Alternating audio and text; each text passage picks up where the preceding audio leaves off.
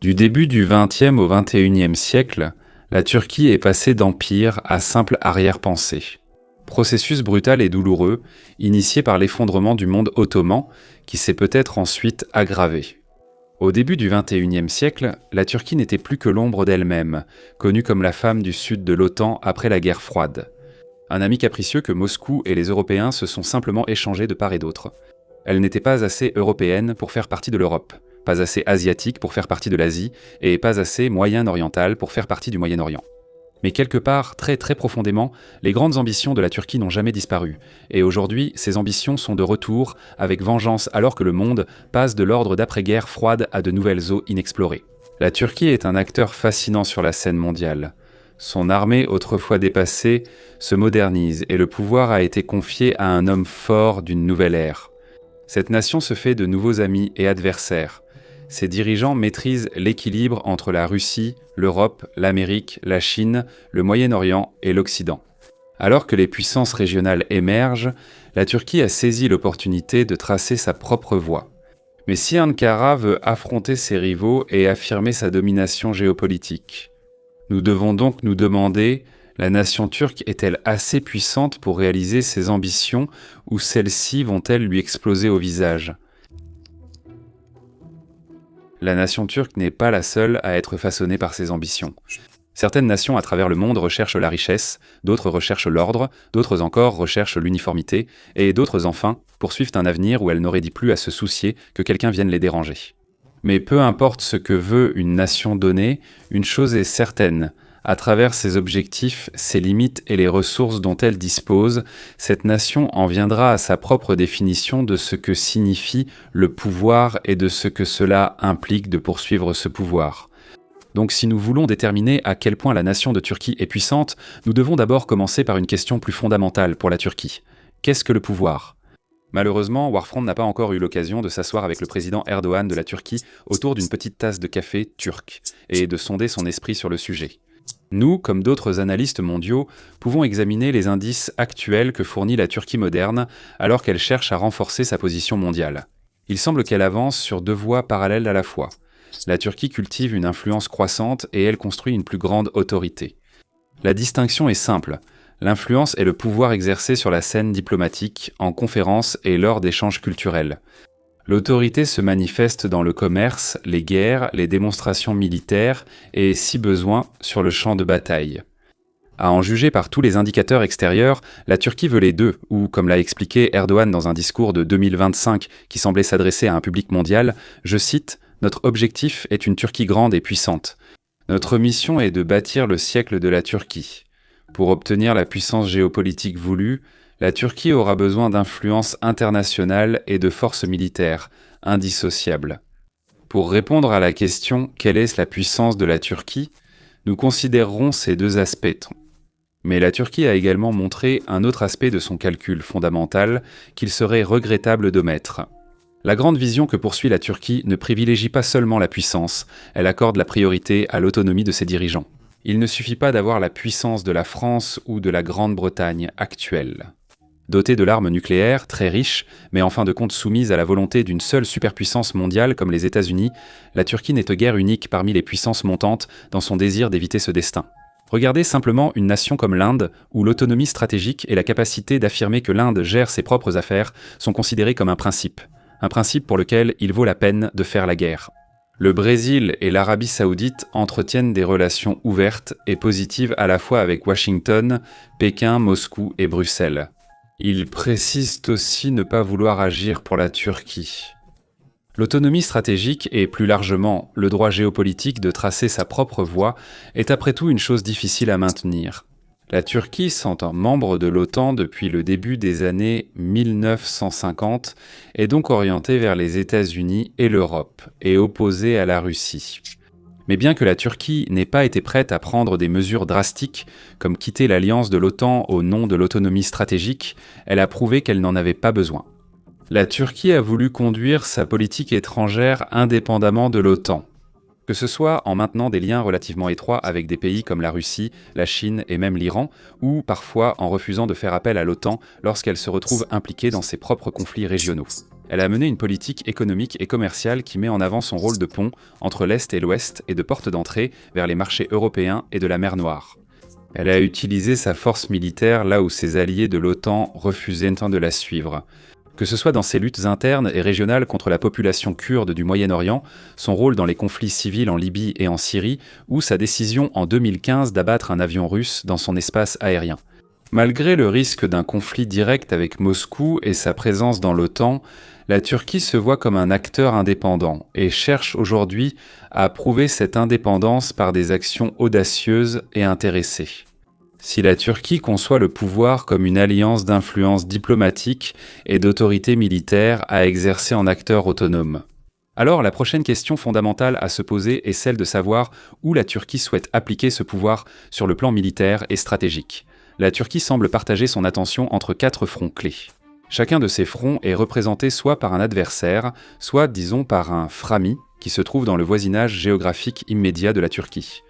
Et si vous prenez une carte et que vous tracez un grand X à travers le territoire turc, alors les lignes de ce X pointent vers ces 4 fronts. Au nord-ouest de la Turquie, le détroit du Bosphore contrôle l'accès à la mer Noire. Cela permet à la Turquie de contrôler le flux du commerce, des échanges et des matières premières, et accorde à la Turquie un levier considérable sur chaque pays qui dépend de ses propres côtes de la mer Noire ou qui accorde de l'importance à une relation commerciale avec une nation de la mer Noire. Au sud-ouest de la Turquie se trouve Chypre, aujourd'hui séparée entre des zones soutenues par la Turquie et la Grèce.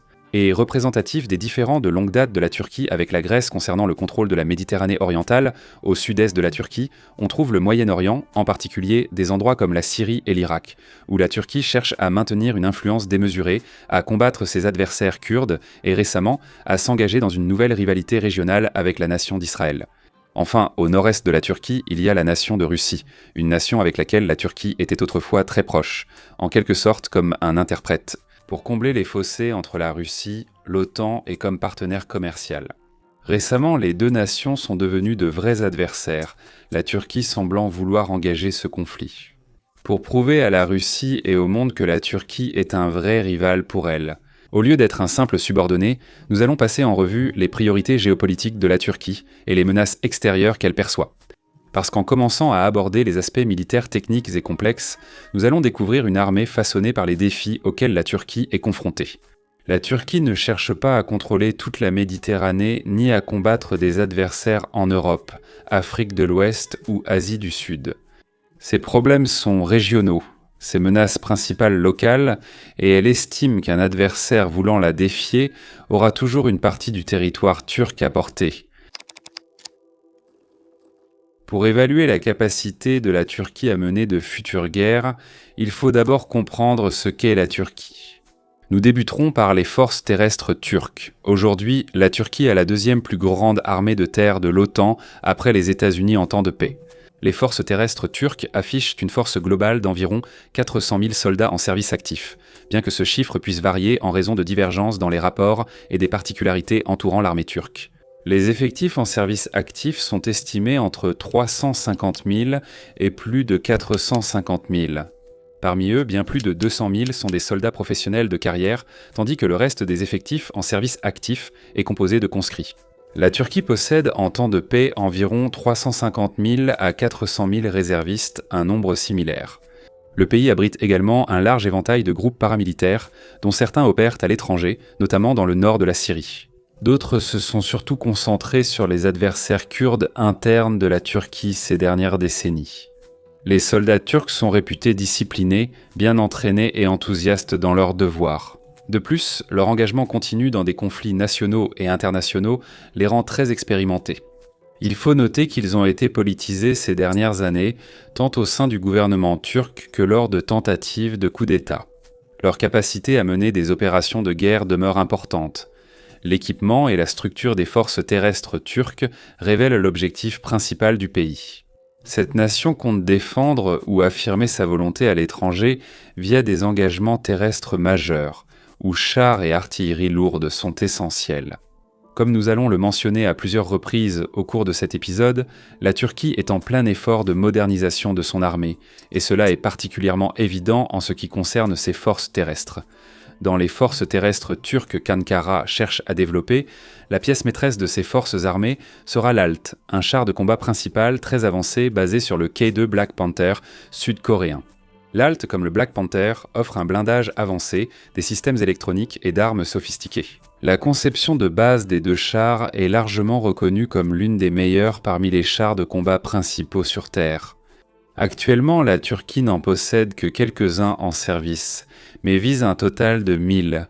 Pour remplir le rôle de l'ALT, pour l'instant, on utilise une combinaison de chars allemands, Léopard 2 et Léopard, un des M60 modernisés d'origine américaine, ainsi qu'environ 1400 chars anciens. Ceux-ci sont plus utiles pour lutter contre des insurrections ou tenir un territoire que pour combattre en première ligne. La Turquie travaille également à la construction de ses propres lance-roquettes mobiles indigènes, le Sakai, et d'obusiers automoteurs, là encore basés sur un modèle sud-coréen connu sous le nom de K9 Thunder, dans la version turque. Le Patina compte déjà plus de 300 unités dans l'armée turque, un nombre appelé à croître fortement. Alors que l'artillerie tractée et automotrice plus ancienne d'origine allemande et américaine comble l'écart. La Turquie possède également des missiles balistiques Atakam fabriqués aux États-Unis, tout en produisant la majorité de ses propres véhicules de combat d'infanterie et véhicules blindés de transport de troupes. Et elle exploite près de 1000 véhicules chasseurs de chars dédiés, ce qui indique une approche tactique assez différente de ce à quoi on pourrait s'attendre de la part d'un pays cherchant à s'engager dans une guerre terrestre à grande échelle. Face à des menaces potentielles d'une armée russe qui mise sur la guerre blindée et entourée de puissances du Moyen-Orient qui comptent souvent sur un grand nombre de chars anciens, l'arsenal blindé de la Turquie n'est pas vraiment conçu pour remporter des batailles de chars totales. Il vise plutôt à obliger les chars ennemis à s'exposer, là où ils peuvent être facilement identifiés, contournés et détruits par des unités turques spécialement dédiées à cet objectif. Nous devons ensuite évoquer les drones turcs, terrestres ou aériens. Les forces terrestres turques insistent sur le déploiement massif d'équipements sans pilote, abordables et efficaces au combat. Au sol, la Turquie déploie des véhicules polyvalents comme le Kaplan, des modèles autonomes comme l'Aslan et des blindés lourds sans pilote tels que le Shadow Reader. Un nom très cool et d'autres modèles sont attendus après celui-ci. La Turquie utilise plusieurs drones Bayraktar éprouvés, comme le TB de longue endurance, le TB3 adapté au porte-avions et l'Aki-Nessi à haute altitude et charge lourde. Tous ont prouvé leur valeur au combat avec la Turquie et dans d'autres armées du Moyen-Orient, d'Asie et d'Afrique. La Turquie construit un dôme d'acier, une défense aérienne en couche semblable au dôme de fer d'Israël. Elle a beaucoup investi dans des technologies de protection et d'interception anti-drone, dont plusieurs en prototypage ou production initiale. L'armée de l'air turque compte environ 50 000 membres et près de 300 avions à voilure fixe, ce qui en fait la plus grande force aérienne européenne de l'OTAN par nombre d'appareils. Actuellement, l'épine dorsale de la flotte aérienne de combat turque est constituée du F-16, conçu aux États-Unis. La plupart des quelques 240 exemplaires actuels de ce chasseur en Turquie ont été construits localement plutôt qu'importés de l'étranger. Ces appareils font l'objet de mises à niveau continues. Mais ces exemplaires, selon les normes des avions de combat, sont au mieux d'âge moyen. D'autres, très âgés, intègrent de nombreux nouveaux équipements malgré leurs cellules vieillissantes. À propos d'avions anciens, la Turquie est l'un des rares pays à utiliser encore le F-4 Phantom avion de la guerre froide, ayant volé pour la première fois en 1958. Cependant, les exemplaires turcs sont bien différents du Phantom d'origine, étant des versions très modifiées appelées Terminator. Encore un nom stylé, conçu pour emporter beaucoup de puissance de feu quand les avions ennemis ne sont pas un souci. Mais la force aérienne que possède la Turquie aujourd'hui est à des années-lumière de celle que la Turquie souhaite posséder dans un avenir très proche. Cela reflète la tendance générale de modernisation militaire dans l'armée turque. Les commandes ouvertes de la Turquie pour des avions de combat, déjà signés et scellés avec d'autres nations, montrent déjà clairement que la Turquie est prête pour une mise à niveau. La Turquie attend 40 exemplaires du F-16 CD Block 70, une version très modernisée et nouvellement construite de l'appareil. Viper, conçu pour accompagner les chasseurs de 5e génération, intègre des technologies radar, capteurs et informatique moderne. Il surpasse largement ce que possède actuellement la Turquie, malgré la modernisation avec le Viper. La Turquie attend 44 exemplaires de l'Eurofighter Typhoon, dont 20 exemplaires issus de la tranche 4 du Typhoon. Dotés de technologies comparables aux SF-16, les Typhoon tranches. 4 Turcs voleront jusqu'en 2060. Les derniers F-16 et Eurofighter Tranche 4 sont conçus pour être modernisés plus facilement à l'avenir. Ils adoptent une architecture ouverte et des principes modulaires pour remplacer facilement les anciens systèmes. Mais ces acquisitions sous-estiment déjà l'ampleur de ce que la Turquie compte accomplir bientôt. Actuellement, la Turquie semble près d'obtenir le F-35 américain, réglant un vieux différend avec Washington. Eh bien, nous n'entrerons pas trop dans les détails de ce différend aujourd'hui, il suffit de dire qu'il dure depuis de nombreuses années. Principalement parce que la Turquie a refusé d'abandonner les systèmes de défense antimissiles S-400 fabriqués par la Russie, qui pourraient être utilisés pour étudier le F-35, recueillir des données sur son apparition sur les radars non occidentaux et les transmettre à Moscou. Si l'accord est conclu et le différend réglé, la Turquie recevra au moins 40 exemplaires. Elle pourrait en acheter plus pour suivre Israël, qui en a commandé 75. Parallèlement au F-35, la Turquie semble en bonne voie pour devenir la première nation qui n'était pas une puissance mondiale au cours du dernier demi-siècle, c'est-à-dire ni les États-Unis, ni la Chine, ni la Russie. Première puissance non nucléaire à déployer un chasseur de 5e génération nationale, appelé le Kan. Il a volé pour la première fois en 2024 et la Turquie veut ses 20 premiers exemplaires en service d'ici 2028. Ces chasseurs auront des capacités réduites, mais la Turquie veut en faire voler 100, dont 80 seront des appareils de pointe. Ces modèles seront probablement modifiés et améliorés dès que l'option sera disponible. Avec ces commandes, la Turquie pourrait obtenir plus de 140 avions furtifs de 5e génération et 84 chasseurs avancés de 4e génération, sans même compter les avions actuels de la Turquie qu'elle pourrait chercher à maintenir en service. Il y a ensuite les avions non combattants de la Turquie. Moins tape à l'œil ou prestigieux que le Kan ou les F-35, mais tout aussi important pour les capacités de combat réelles. La Turquie utilise 4 avions avancés de détection et de contrôle aéroportés, un atout clé pour toute armée moderne, assurant une connaissance complète sur de vastes zones de combat. Ces 4 avions sont le Boeing E-7, appelé Wedgetail dans le monde, et Peace Eagle en Turquie.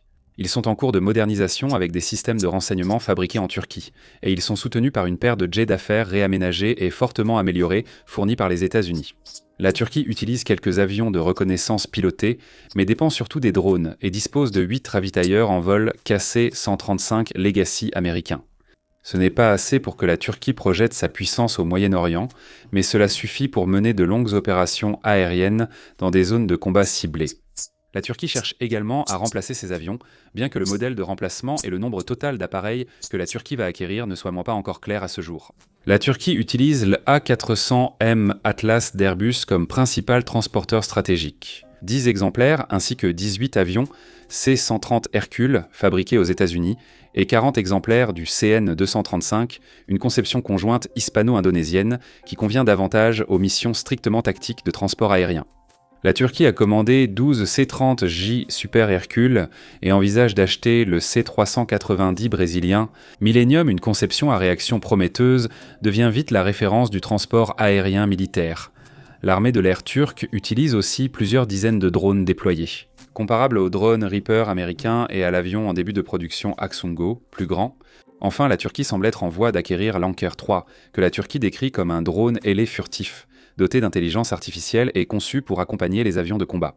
Prévu pour entrer en service limité cette année, l'Anker 3 pourrait être le premier drone ailier à longue portée à jamais participer à un combat. La marine turque compte environ 45 000 membres et plusieurs dizaines de navires de combat et sous-marins chargés de maintenir l'ordre sur la mer Noire, la Méditerranée orientale et le détroit du Bosphore. Essentiel. La marine turque n'est pas un outil de puissance limité à une mer intérieure protégée sans grandes ambitions géopolitiques au-delà. Surtout pas des ambitions qui nécessiteraient un déploiement naval complet. Au lieu de cela, la marine turque, comme le reste de l'armée turque, est strictement concentrée sur un ensemble de missions étroites mais cruciales dans la région environnante, et elle est engagée dans un processus rapide et continu de modernisation militaire. La flotte de sous-marins de la Turquie se compose de 14 navires de guerre actifs, chacun conçu comme un sous-marin d'attaque. Cet équipement est conçu pour traquer et couler d'autres navires, contrairement aux grands sous-marins d'autres nations qui lancent des missiles. Pour la Turquie, la raison est simple, contrôler les eaux régionales plutôt que projeter sa puissance ailleurs. La menace constante des sous-marins turcs en mer Noire et Méditerranée est un outil géopolitique efficace. La Turquie construit 5 sous-marins de plus, s'ajoutant aux 2 en service, pour un total de 7 dans la même classe. Version turque améliorée d'un modèle allemand, la flotte turque s'appuie sur 17 frégates de différentes classes, avec la première frégate moderne de classe Istanbul déjà en service sur les 10 prévus. Dotée de plus de 12 cellules de lancement vertical pour missiles surface-air, 16 missiles anti-navires, 2 tubes lance-torpilles et ses canons principaux. La classe Istanbul sera un navire de guerre redoutable, là où la Turquie en a le plus besoin. Faire respecter les blocus, protéger le Bosphore et dissuader navires adverses, pétroliers de la flotte fantôme et autres fauteurs de troubles de causer des problèmes. Quand la Turquie décide de contrôler ses navires, elle vend aussi 9 corvettes, environ 20 patrouilleurs et vedettes lance-missiles rapides, près de 12 chasseurs de mines et plusieurs grands navires de débarquement. Le navire amiral turc Anadolu est un navire d'assaut amphibie pouvant transporter près de 50 chars et jusqu'à 30 hélicoptères ou 50 drones de combat UCAV. Ces UCAV seraient donc des drones alimentés par l'IA, suffisamment petits pour être lancés depuis le navire et suffisamment intelligents et bien armés pour combattre à partir de ce navire. Comme les avions pilotés opèrent depuis des porte-avions classiques. Mais comme le reste de l'armée turque, la marine turque est en plein milieu d'une série majeure de réformes et devrait devenir une force de combat. Cela ferait honte à la marine turque. La Turquie construit déjà son premier porte-avions, un nouveau modèle conçu par des entreprises TUSAN turques. Peut transporter 50 avions ou plus de drones sans pilote et entrera en service dans les années 2030, puis vient la classe TP. 8 destroyers lance-missiles axés sur la défense aérienne escorteront le nouveau porte-avions lors de missions mondiales. Armés de 96 cellules de lancement vertical de capacité anti-sous-marine importante et d'armes à énergie dirigée prévues, ces destroyers seront parmi les navires de guerre les plus puissants de cette partie de la Méditerranée. La Turquie veut obtenir une nouvelle génération de sous-marins d'attaque et une ligne distincte de sous-marins nucléaires. La marine turque, à l'instar de ses forces terrestres et aériennes, cherche à acquérir des drones, y compris divers navires et sous-marins sans équipage. En cours d'acheminement ou déjà en service, la Turquie s'inspire de l'Ukraine. Plusieurs drones marins utilisés par la marine turque sont kamikazes. Certains d'entre eux sont optimisés non seulement pour frapper leurs cibles, mais aussi pour se coordonner dans des essaims armés, un type d'attaque qui s'est révélé très efficace dans la guerre en mer Noire. Maintenant, nous allons aborder les moyens par lesquels la Turquie peut mettre en œuvre sa puissance militaire et ses ambitions régionales. Mais avant cela, nous devons prendre un moment pour en discuter. Notre équipe travaille depuis plusieurs mois sur Frontstoko, notre service premium offrant plus de profondeur aux abonnés. Ceci est déjà une vidéo longue et approfondie sur les conflits mondiaux, les manœuvres géopolitiques et les histoires cachées qui façonnent le monde d'aujourd'hui. Chez Frontstoko, nous diffusons chaque semaine des épisodes bonus sur des sujets non traités. Sur Warfront, nous proposons une analyse approfondie d'histoires souvent méconnues. Si vous avez apprécié l'épisode sur la puissance militaire et géostratégique de la Turquie, vous aimerez sûrement Frontsko. Et je veux dire, vous êtes là, j'en suis à une vingtaine de minutes, donc vous aimez probablement ça. En effet, nous avons récemment publié une vidéo sur le dirigeant autoritaire de la Turquie, ses ambitions et comment il transforme le pays pour atteindre ses objectifs. Chez Front Stockholm, nous publions 2 fois par semaine des articles rédigés par des journalistes primés, des experts et parfois notre équipe Warfront. L'abonnement à Front Stock Company coûte seulement 5 $ par mois ou 50 par an et aide fortement notre équipe à grandir tout en restant indépendante. Profitez de votre attention pour évoquer un autre projet gratuit, notre newsletter bi-hebdomadaire Warfront Weekly. Nous assurons un suivi constant et partageons toutes les histoires importantes dès qu'elles font la une. Rendez-vous sur Frontsko, consultez le site, abonnez-vous si vous le souhaitez, et inscrivez-vous à Warfront Weekly pendant que vous y êtes. Pourquoi pas ? Les moyens militaires aériens, maritimes et terrestres de la Turquie sont déjà redoutables. Si le plan de réarmement avance comme prévu, la Turquie sera demain bien plus puissante qu'aujourd'hui. Selon les plans actuels, dans 1 ou 2 décennies, la Turquie pourra déployer une armée de terre avec des milliers de chars avancés, surveillés par 2 types d'avions furtifs, dont un local, ainsi que de nombreux drones d'attaque et d'ailiers fidèles. Au large de ses côtes, la Turquie sera capable d'exercer un contrôle ferme sur les voies maritimes stratégiques dans ses propres eaux territoriales.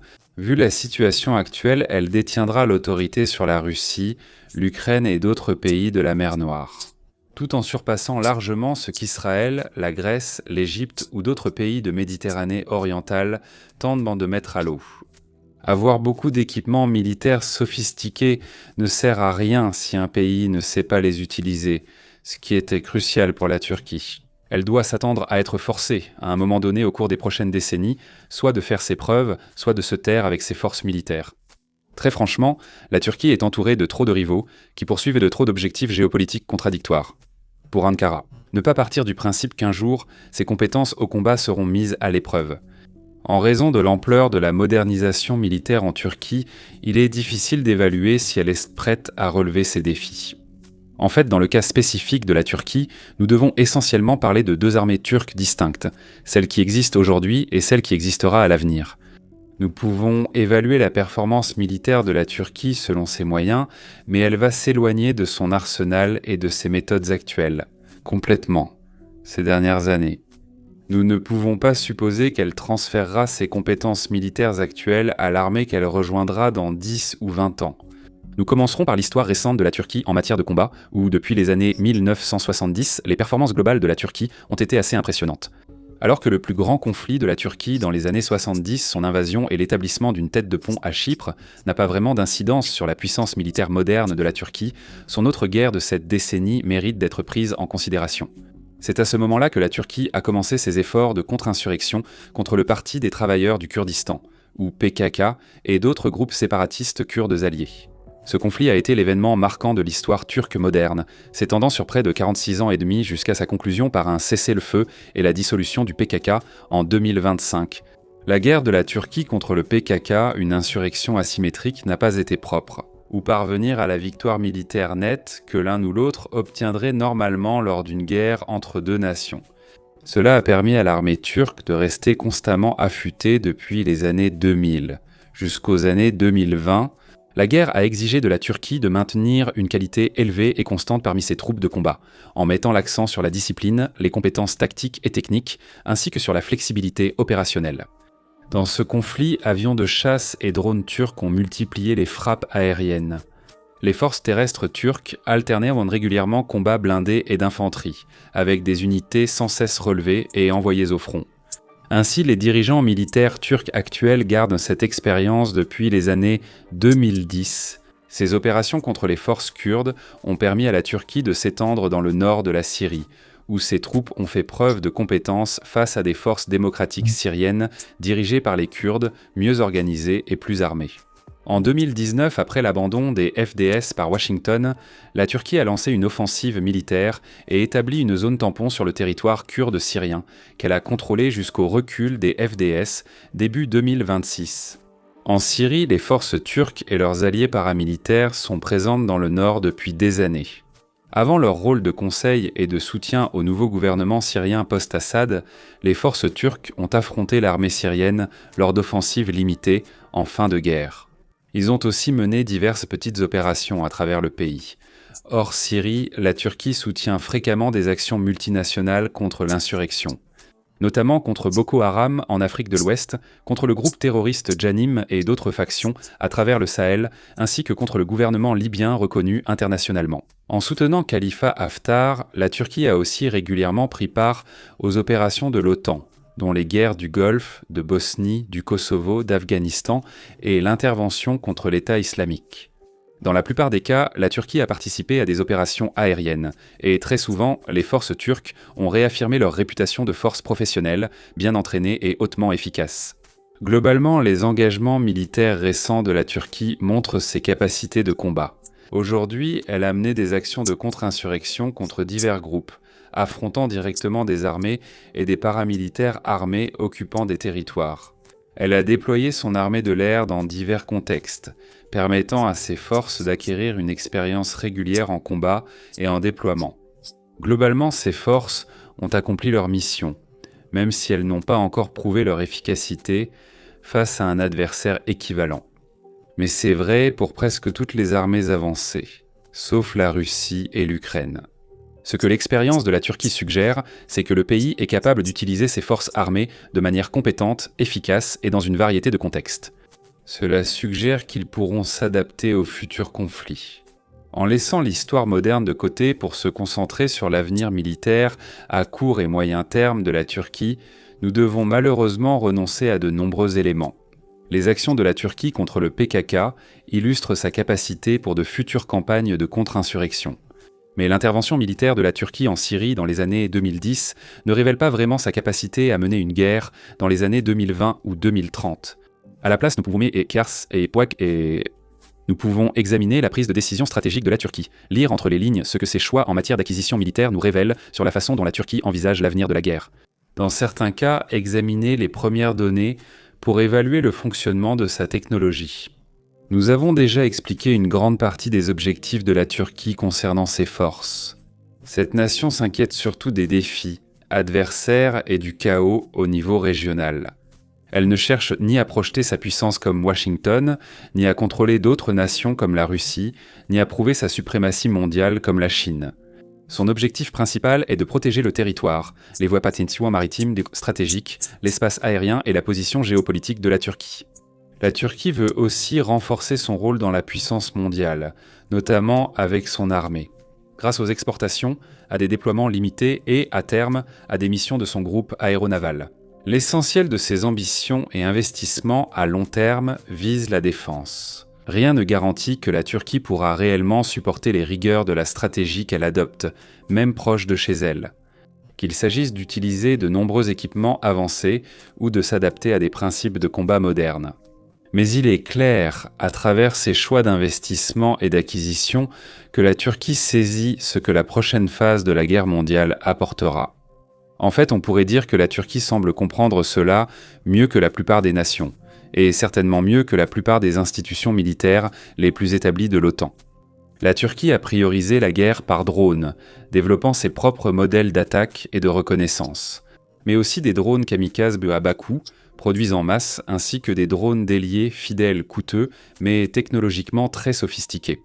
Il ne s'agit pas seulement de considérer les drones comme une technologie aérienne, mais aussi comme des atouts terrestres, maritimes et sous-marins.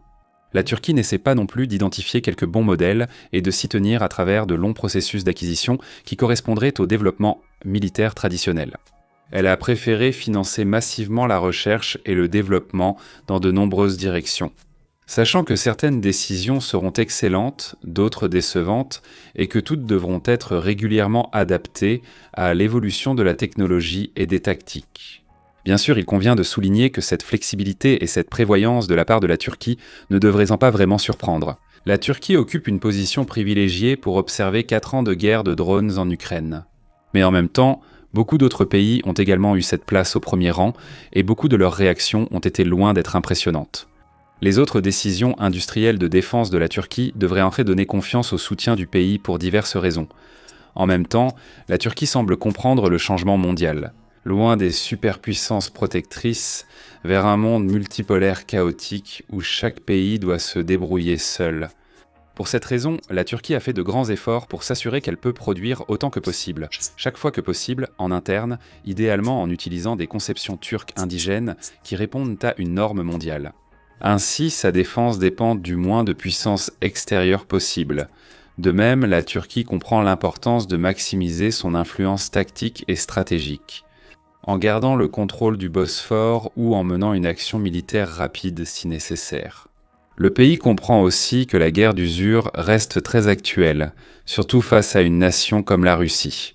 Un adversaire auquel la Turquie pourrait vraisemblablement devoir faire face au cours de la prochaine décennie ou des 2 prochaines, une nation qui cherche à mener une guerre d'usure n'essaie pas forcément d'obtenir le matériel le plus performant et le plus avancé possible. Elle essaie d'obtenir le meilleur rapport qualité-prix sur des plateformes capables mais rentables qu'elle peut produire et éventuellement perdre en grand nombre. La Turquie privilégie cette approche avec ses forces terrestres, où la concurrence avec la Russie, Israël et d'autres adversaires est la plus forte. En privilégiant de grands navires puissants et des avions furtifs sophistiqués que ces nations peinent à concurrencer. Cela permettra à la Turquie de rivaliser en particulier avec Israël.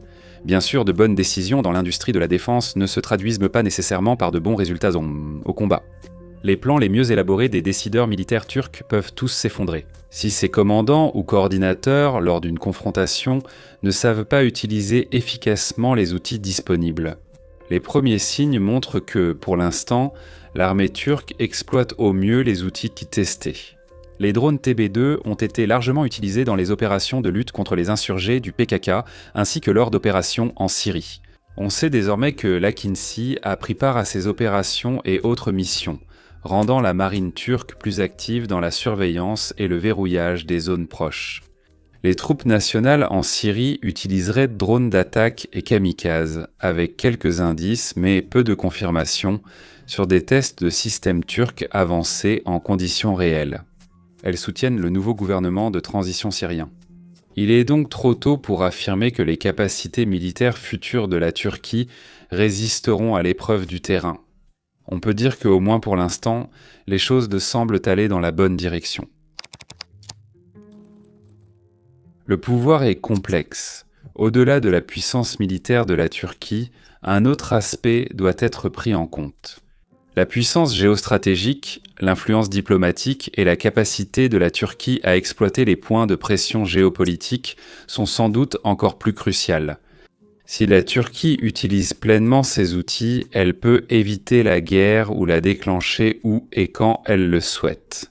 Et elle peut prendre les décisions stratégiques qu'elle juge nécessaires pour construire et protéger la puissance qu'elle possède. En matière de levier géostratégique, Ankara dispose d'une grande variété d'outils significatifs à sa disposition. L'atout principal, déjà mentionné, est que la Turquie contrôle le détroit du Bosphore, régulant l'accès à la mer Noire. Le détroit est un point d'étranglement stratégique, et il est d'autant plus important en raison du commerce mondial spécifique qui transite par le contrôle du détroit. Vous contrôlez l'accès à la Russie, d'où le pétrole est livré par mer à la Chine, l'Inde et d'autres pays dépendants, dont la Turquie. La Russie utilise aussi le détroit pour exporter matières premières, charbon et produits chimiques. Russie et Ukraine en ont besoin pour exporter des céréales mondialement. Des millions risqueraient dans la famine dans les pays en développement si les expéditions s'arrêtaient, non. À long terme, la Bulgarie, la Roumanie et la Géorgie, membres de l'OTAN ou zones géopolitiques clés, dépendent de tous du Bosphore. Ce qui signifie que la Turquie possède également un immense pouvoir direct sur eux. En contrôlant le détroit, la Turquie occupe une position clé grâce à l'importance des biens essentiels qui y transitent.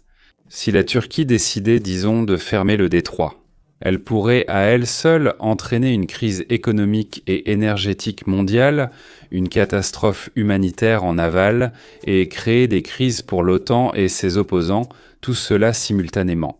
La Turquie ne décidera pas soudainement de compliquer la vie au monde entier, mais elle peut le faire dans le Bosphore.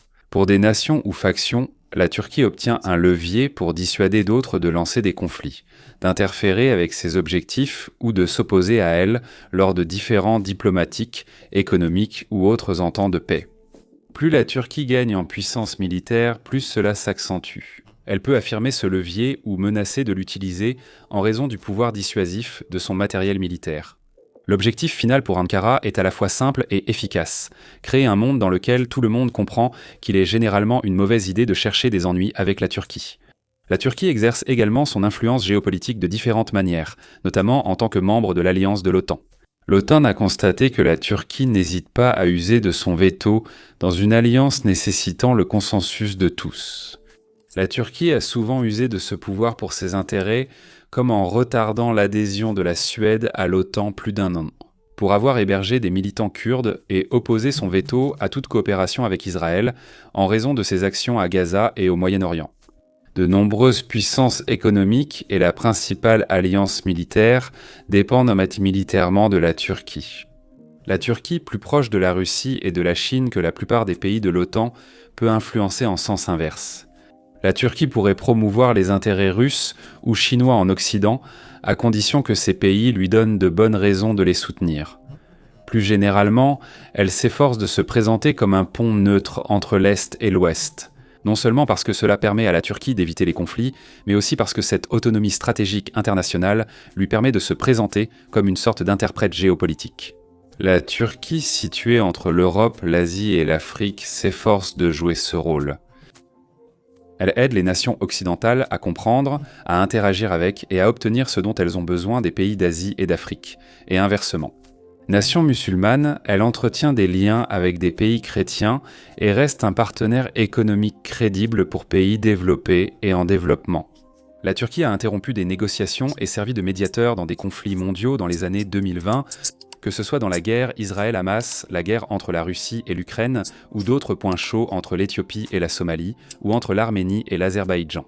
Elle a négocié l'accord sur les exportations de grains ukrainiens par la mer Noire et celui de 2010 sur le cadre du nucléaire iranien. C'est un partenaire clé pour des États d'Asie centrale souvent ignorés et maintient des liens en Afrique subsaharienne. Dans des endroits où l'Occident n'est souvent pas assez à l'aise pour s'engager, parfois la Turquie prend parti. Mais lorsqu'elle le fait, c'est généralement pour défendre un partenaire mal vu mais précieux, comme pour le Qatar lors du blocus par les États du Golfe, ou en agissant dans des dossiers où d'autres pays hésitent, comme en Syrie après la chute de Bachar el-Assad. La Turquie est récemment devenue un acteur clé pour créer de nouveaux dispositifs de sécurité collective hors de l'ordre géopolitique dirigé par les États-Unis dans le monde islamique. Les alliances stratégiques du monde islamique évoluant depuis un moment. La Turquie a été stupéfaite par la frappe aérienne israélienne de 2025 contre le Qatar, où des responsables du Hamas vivaient ouvertement depuis des années. Cette frappe confirmait les craintes croissantes de la Turquie envers Israël, autrefois partenaire proche, désormais perçu comme une force incontrôlable et source de chaos au Moyen-Orient. Ce qui était particulièrement important puisque la Turquie était la seule autre nation à accueillir une délégation du Hamas. La Turquie faisait partie des nations appelant à une plus grande unité islamique après la frappe. Et même si les premières tentatives de créer un pacte de sécurité régionale ont échoué, la Turquie n'a pas abandonné. Début 2026, des responsables turcs ont révélé que la Turquie cherchait à rejoindre un nouvel accord de sécurité collective entre l'Arabie saoudite et le Pakistan, conclu après la frappe sur le Qatar. Des rumeurs évoquent aussi l'intérêt de l'Égypte, réunissant alors 4 grandes armées, économies et une population dépassant celle de l'Union européenne. Si l'accord se concrétise, la Turquie rejoindra une alliance stratégique quadripartite puissante, où chaque nation considère Israël comme un acteur problématique à contenir, chacune se méfie de l'autre acteur du chaos de la région, les Émirats arabes unis, et chacune entretient des relations positives à la fois avec la sphère de pouvoir et d'influence menée par les États-Unis et celle menée par la Chine. Le pacte permettrait aussi à la Turquie de mieux contrôler la Méditerranée avec l'Égypte. La Turquie renforce sa position dominante dans les affaires maritimes régionales et dispose du complexe militaro-industriel le plus avancé des 4 pays, ce qui pourrait attirer prochainement les investissements pakistanais, saoudiens et égyptiens dans son industrie. Si cet accord se réalise, la puissance diplomatique et géostratégique de la Turquie s'accroîtra encore. Malgré sa position géopolitique impressionnante, la Turquie reste limitée et ne possède pas de chemin clair vers le statut de superpuissance mondiale. La Turquie ne deviendra pas l'équivalent des États-Unis ou de l'Union soviétique, du moins durant les 50 prochaines années. Elle ne pourra pas non plus atteindre le statut de superpuissance montante de la Chine, ni même le statut de grande puissance que l'Inde, le Brésil et les nations européennes réunies pourraient éventuellement atteindre. Les difficultés économiques, les divisions internes, le manque de ressources financières et l'absence d'arsenal nucléaire de la Turquie resteront des obstacles majeurs.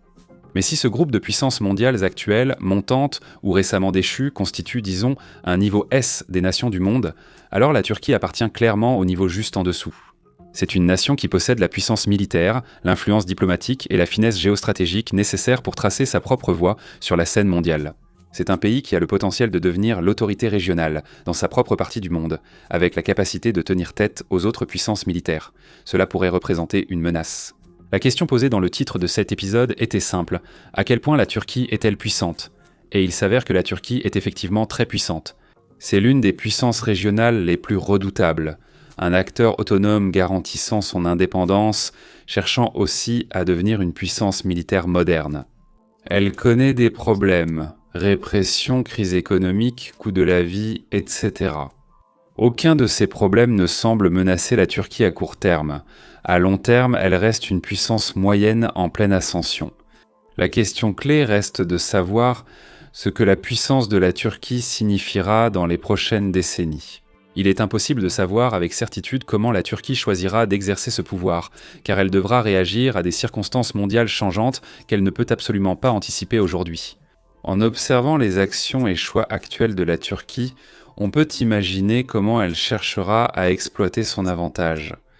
Les batailles qu'elle mènera, les alliés qu'elle gardera et les ambitions qu'elle poursuivra. Certains alliés soutenus par la Turquie sont évidents. C'est encore plus vrai qu'il y a quelques mois. Dans son nouveau dispositif de sécurité collective, elle semble prête à s'aligner avec les puissantes nations musulmanes que nous avons mentionnées précédemment, l'Arabie Saoudite, le Pakistan et très probablement l'Égypte. La Turquie a aussi d'autres alliés clés dans la région et mondialement, influençant sa stratégie future, surtout au sud. La Turquie a tissé des liens étroits avec la Syrie post-Assad, au point que le gouvernement syrien actuel pourrait être qualifié d'État client de la Turquie. En Afrique, la Turquie a montré sa volonté de renforcer ses liens avec l'Éthiopie, même en dépit de ses relations étroites avec le rival de l'Éthiopie. L'Égypte et la Turquie pourraient tenter de rapprocher l'Égypte et l'Éthiopie contre les Émirats arabes unis. La Turquie et l'Azerbaïdjan se sont rapprochés, notamment après le soutien turc à l'Azerbaïdjan contre l'Arménie. À partir de 2020, elle s'étend à d'autres États d'Asie centrale, en particulier le Kazakhstan, l'Ouzbékistan et le Kirghizistan, et travaille à rénover ses relations historiquement tendues avec l'Irak. Ce réseau de partenariats montre clairement la volonté de la Turquie de renforcer ses liens avec d'autres nations, ce qui peut avoir un impact réel. Et elle aura l'instinct d'agir lors de futurs différends. Dans la région de la Turquie, en Europe, la Turquie fait toujours autant partie de l'alliance de l'OTAN qu'auparavant, et elle est devenue un partenaire de plus en plus actif de Washington sous Donald Trump. La Turquie ne souhaite pas s'aliéner l'OTAN, mais ne la voit pas comme une instance dictant sa politique. La volonté de Donald Trump de s'opposer à l'OTAN et de s'exclure de l'ordre européen, protégé par l'OTAN, a renforcé l'influence de la Turquie au fil des décennies. Il est très improbable que cette politique évolue, surtout alors que le président turc et ses alliés cherchent à renforcer leur contrôle autoritaire. Ensuite, il y a les affrontements que la Turquie anticipe et pourrait déjà provoquer. La rivalité notable concerne Israël, la Turquie se méfiant de plus en plus d'un pays qu'elle voit comme un agent du chaos régional. Cette rivalité devrait surtout se jouer en Syrie à court terme, où la Turquie et Israël ont des visions opposées sur l'après-Assad. La Turquie soutient le gouvernement de Damas pour une Syrie forte et unifiée, alors qu'Israël préfère une Syrie divisée et affaiblie. Cela peut rester un problème pour la Turquie, car elle et Israël soutiennent des factions opposées en Syrie. Alors que Damas divise le territoire kurde au nord-est, on peut anticiper de futurs conflits par procuration entre Israël et la Turquie. Gaza restera un défi majeur pour les deux pays, la Turquie faisant de gros efforts pour pouvoir placer troupes, diplomates et moyens de stabilisation à Gaza après la guerre pour la reconstruction. Cela permettrait à la Turquie de défendre ses intérêts à Gaza et de soigner son image face à Israël. Israël ne peut contrôler Gaza et la Turquie doit intervenir et gérer le chaos durablement. La Turquie vise la parité militaire avec Israël, notamment en cherchant à obtenir des F-35 et d'autres chasseurs de 5e génération. C'était l'un des principaux atouts d'Israël dans la région depuis des années. Récemment, la rhétorique en Turquie s'est même orientée vers une discussion croissante sur les armes nucléaires, un atout qui permettrait à la Turquie d'atteindre une véritable parité stratégique face à son rival doté de l'arme nucléaire. En évoquant des rivaux nucléaires, la Turquie pourra chasser de grandes puissances dans les décennies à venir. En s'engageant dans un affrontement avec un pays qui, en apparence, semblerait capable de réduire la Turquie en poussière. Il s'agit de la nation russe. Là où la Turquie, dans son état actuel, ne peut pas rivaliser en termes de nombre de militaires, elle ne peut pas rivaliser sur le plan économique en temps de guerre, et elle ne peut certainement pas rivaliser sur le plan nucléaire.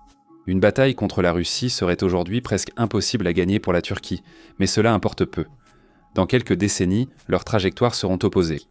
La Russie a connu un revers majeur en Ukraine, et sacrifie son avenir économique pour booster son économie à court terme.